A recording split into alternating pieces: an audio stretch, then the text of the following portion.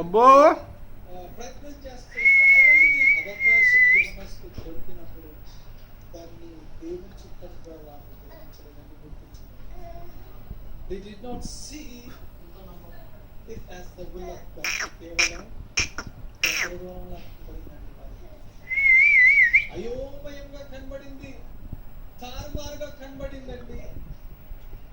రాజు ఆజ్ఞాపించినప్పటికీ రాజు ఇచ్చే ఆహార పదార్థాలు యెహోవా మాట సెలవు ప్రకారం వారి ప్రతి అడుగు కూడా వేరేదండి. దాంట్లో ఎంత ధైర్యం ఉండాలి చెప్పండి.